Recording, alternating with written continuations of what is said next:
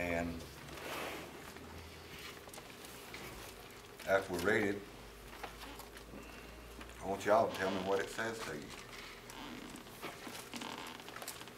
You know what? We'll begin in verse 4.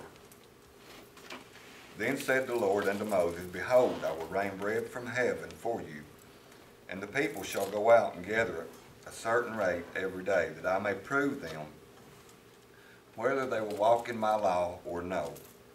And it shall come to pass that on that 6th day they shall prepare that which they bring in, and it shall be twice as much as they gather daily.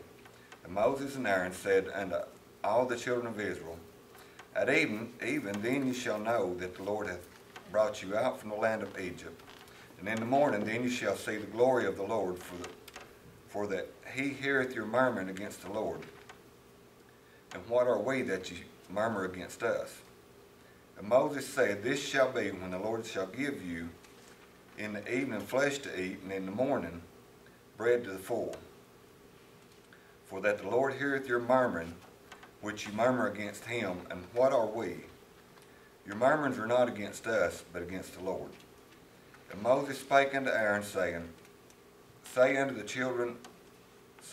congregation of the children of Israel, Come near before the Lord, for he hath heard your murmur. And it came to pass, as Aaron spake unto the whole congregation of the children of Israel, that they looked toward the wilderness, and behold, the glory of the Lord appeared in the cloud. And the Lord spake unto Moses, saying, I have heard the murmurings of the children of Israel. Speak unto them, saying, At even you shall eat flesh, and in the morning you shall be filled with bread. And ye shall know that I am the Lord your God. And it came to pass that at even quails came up and covered the camp, and in the morning the dew lay round about the host. And when the dew that lay around was gone up, behold, upon the face of the wilderness there lay a small round thing, as small as the hoarfrost on the ground. And when the children of Israel saw it, they said one to another, It is manna, for they wist not what it was. And Moses said unto them, This is the bread which the Lord hath given you to eat. This is the thing which the Lord hath commanded. Gather of it every man according to his eating, an omer for every man according to the number of your persons. Take ye every man for them which are in his tents. And the children of Israel did so, and gathered, some more and some less.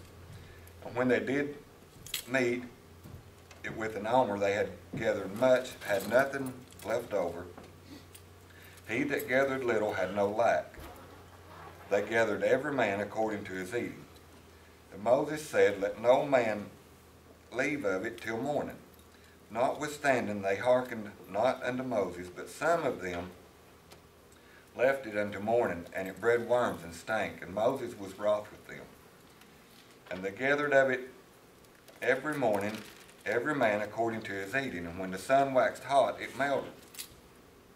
And it came to pass that on the 6th day they gathered twice as much bread, 2 omers for one man, and all the rulers of the congregation came and told Moses. And he said unto them, This is that which the Lord hath said, Tomorrow is the rest of the holy Sabbath unto the Lord. Bake that which you will bake today, and seeth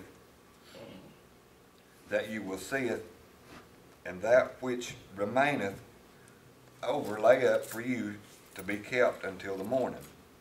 And they laid it up till morning, and Moses bade, and it did not stink, neither was there any worm therein. And Moses said, Eat that today, for today is the Sabbath unto the Lord. Today you shall not find it in the field.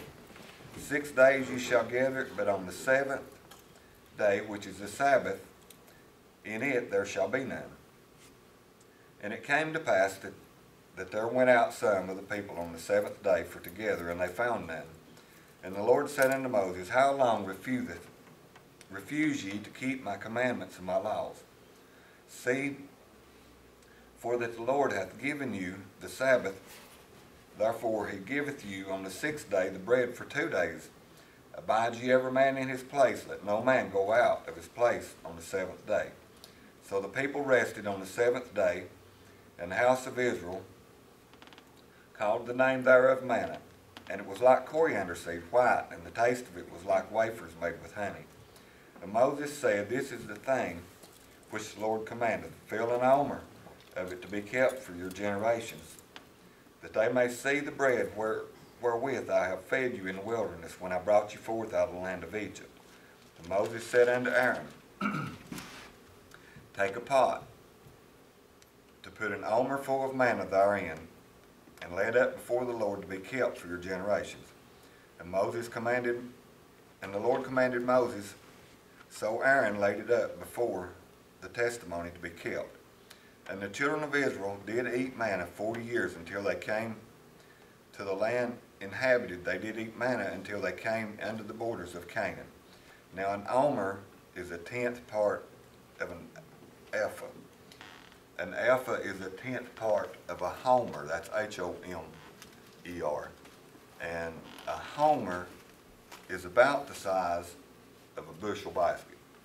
All these are dry measurements. An omer is approximately 2 quarts.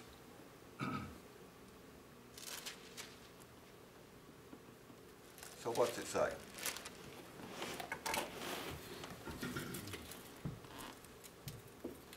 Well, God is He's wanting to build their faith in Him.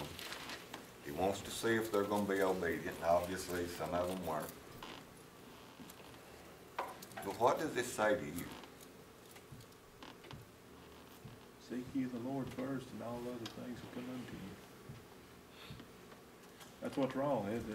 I'm telling you, my biggest problem, I ain't saying I ain't looking at nobody. My biggest problem is I want to jump in there and start rattling stuff, I've got to do this, got to do that, got to do this, got to do that. And the whole time while I'm doing that, I'm not focused on the Lord, and the Lord's not being able to bless you because we're in there playing around with it. When we seek His face and seek His leadership, and He's got us doing what He wants us to do, He's taking care of all this stuff that we shouldn't even be worried about. Anyway, go ahead. Well, it says to me that, and this has been going for several generations now, that we don't keep the Sabbath holy as He would have us do it.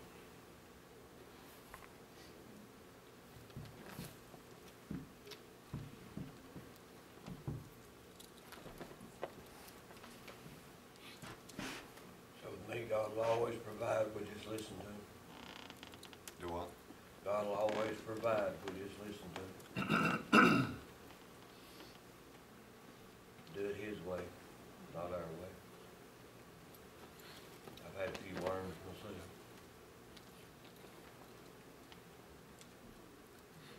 What about this manna?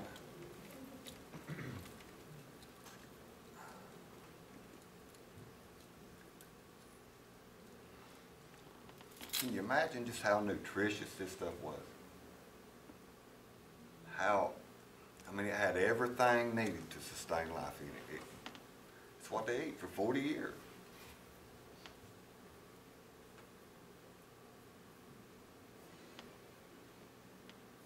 I'd like to taste of it and see what it tastes like. Boy, it tells you right here, it tastes like wafers made of honey. Yeah. Sweet. Not only was it good for you, but it tastes good. Ain't much of that stuff around, is it? But seriously,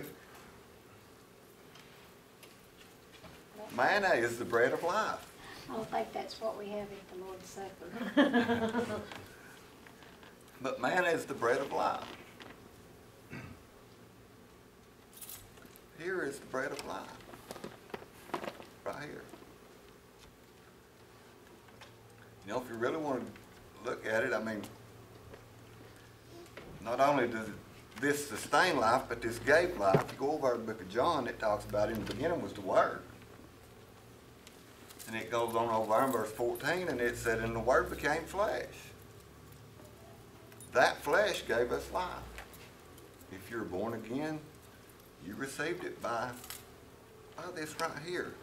when you get in the spiritual side and get looking at it, this is what gave you your life, your spiritual life right here, the Word. It is the truth. It is the bread. But it will sustain you. All the time in the wilderness right here, they ate manna.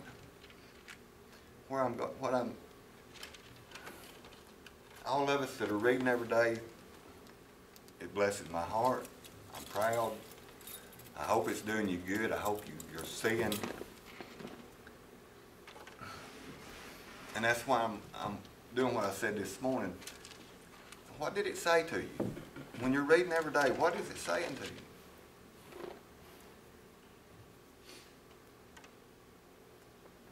It's provided every day, every morning.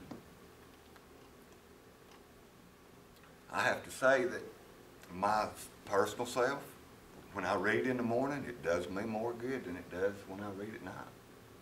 Because I've got the whole day to ponder and, and that stuff, yeah, it runs through my head through the course of the day. What I read that morning. Do I always have time? Do I always do it in the morning? No, I don't. Sometimes it's not. I have fell behind today, 2 days.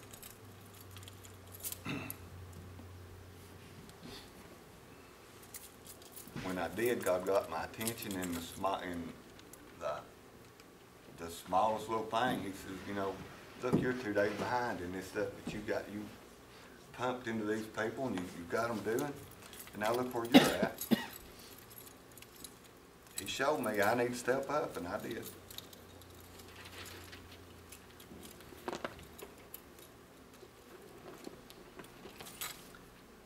This is going to keep you the whole time you're in the wilderness. This is going to nourish you. It's going to keep you healthy. It's going to see you through.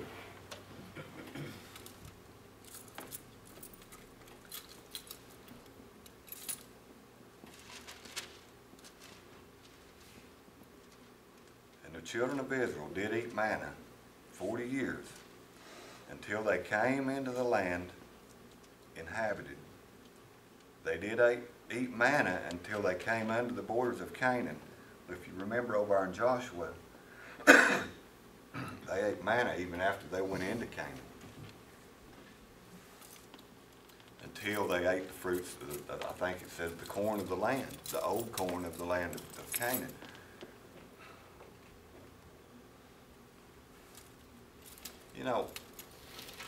We talk about when we go on, we're not going to take nothing with us. Huh? That's right. Well, in my pondering, I beg to differ. Are we going to go out here toting suitcases with a U-Haul? No, we're not.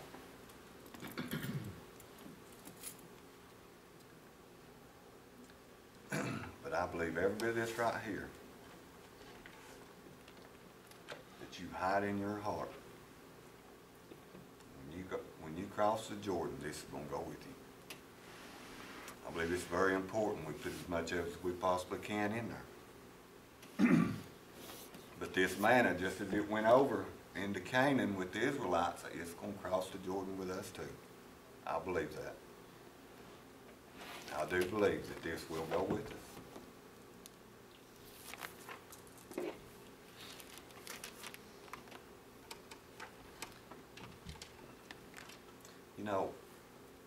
We've been reading in Proverbs. It talks about wisdom. It talks about knowledge. It talks about understanding. What have you been getting out of that?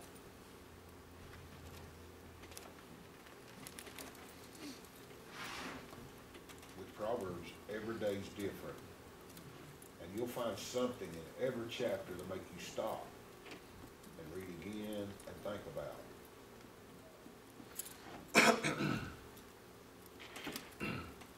Or I do. My wife is not reading the way that we read. She reads daily, but she's not reading by the outline that we are. She reads a chapter of Proverbs every day. whatever day of the month it is, she reads that chapter in Proverbs. Like today's the first, she'll read chapter 1 in Proverbs. She reads something else also. She's usually reading, you know, something else, but she always reads a chapter in Proverbs every day. And since we've been reading it, you can kind of see, you know, well, there's something in there for every day, is there not? You know, I mean, before this last week or so, you know, I don't know that I ever read Proverbs through, you know, and just starting front and reading through it. Usually if I go to Proverbs, I'll just flip off over in there somewhere and I'll start reading. And I believe if I take my Bible and I'm wanting to look at something, you know, wanting God just give me what I need. And if I fall over in there, I think somewhere's right in there, real close to where that book falls open, I'm going to find what it is that I need. But Proverbs is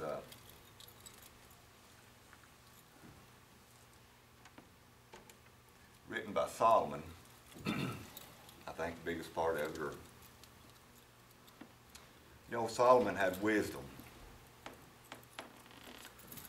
I believe it's beyond anything we can imagine. I believe Solomon had, his wisdom was greater than that. The Bible tells us it's greater than any man had ever had or that any man ever will have again. But coming back over into with the children of Israel here, you know, God's wanting to see if they're going to be obedient. Solomon, being as wise as he was, still he fell away from God.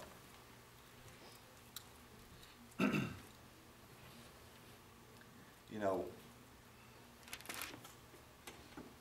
obedience is something we have to work at. It don't just, we have to apply ourselves. We have to seek this leadership. We have to eat our manna every day.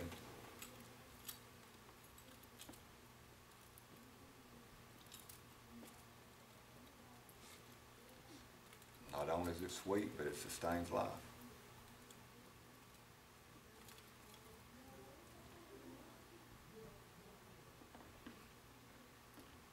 Talk to me.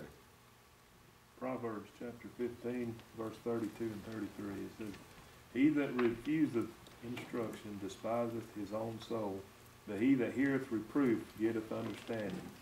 The fear of the Lord is the instruction of wisdom, and before honor is humility." Humility is where it starts. We got to humble ourselves before God. There's no big I's and little U's in God's world. And I think once we humble ourselves as a church, and I'm not talking about just Bethel, as a whole church, once the church gets humble enough to quit looking at ourselves and each other and focus on Him, that's the key.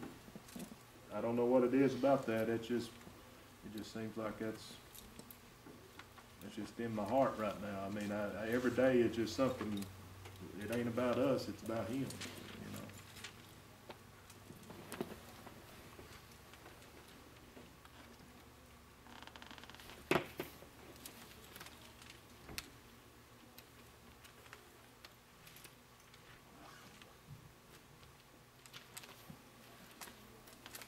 Anybody else? Anything?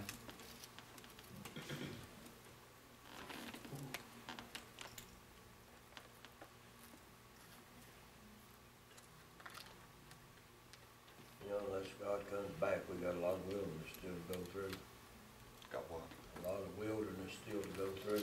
Sure we do.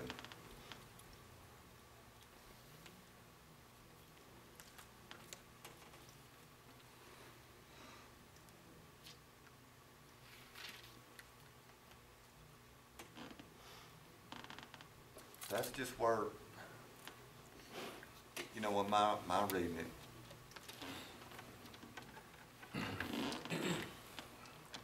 that we've got our manna. We're in our wilderness. We're on our way to the promised land. says, I've supplied it. You notice the children of Israel had to go out and gather. They had to go get it. We got to go get it Every day. every day. What the, you know, you can't lay up, you can't gather extra today and lay it up. It'll be all good in the morning, gotta have some fresh. Where we fall short sometimes. You know, I mean, that's just what this said to me when I was reading it. Is it why I initially intended to do with this part of the chapter, you know? No. But that's where I wound up, that's what this said to me, and that's, you know.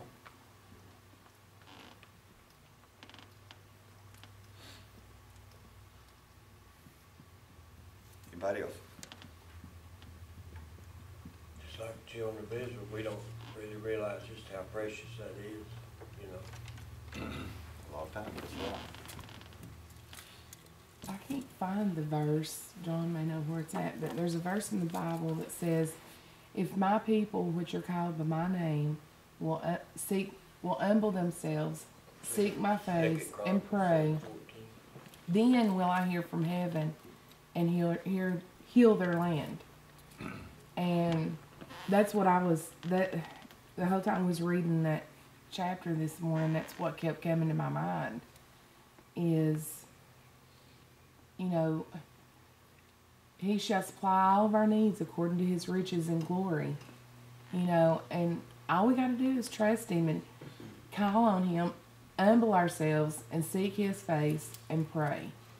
And He kept telling them, I've heard your murmurings. I'm hearing you. I'm hearing you. You know, but if everything don't go just exactly the way we think it should, and sometimes I catch myself praying, you know, for God's will, but in my mind, I want God's will to be this, you know, and we can't, you know, we can't do that. You know, we can't be that. I mean, it can't be that way. Not all the time, but I just think a lot of times we do that. You know, we pray. It's not that we don't pray, and it's not that we don't want God to do for us. It's just we have it made up in our mind what His will should be.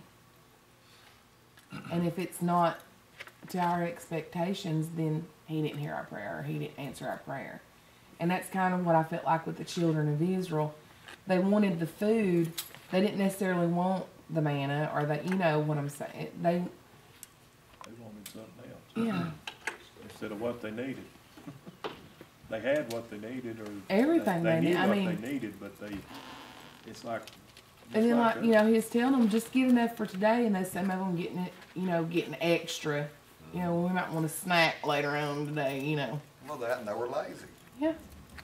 They were lazy. They didn't want to have to go out tomorrow, get it all today, and tomorrow we won't do nothing.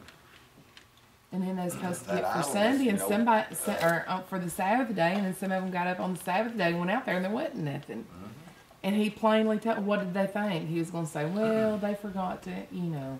You know, he said he's wanting to build their faith, teach them to depend on Him. He wants to test them and see if they're going to be obedient. And the Sabbath, God's day, day of rest. And here they go, marching right out there with their little buckets.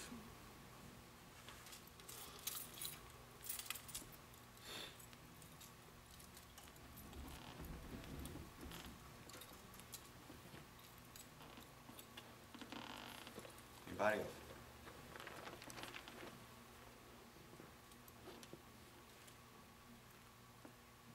And I catch myself telling my kids all the time, I am not listening to I'm not listening to that. I'm not listening to that, because it's just, yeah. Well, don't you think God feels that way about us sometimes? You know, He's sitting up there, I ain't listening to that mouth. Talk to the That's exactly what I thought. His hand's gonna talk to you. You know, we laugh at that, but think about it seriously. That's serious. You see that. I can really see that. You know, and I think it comes back to, in the line of what you said a minute ago, it's so much it's us, God, it's, you know, me, I.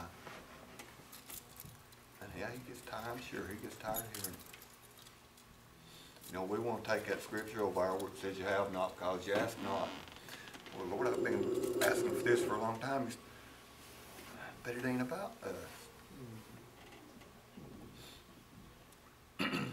It's things pertaining to the kingdom that he's going to give us. Things pertaining to his will. Is he going to bless us? Sure he is.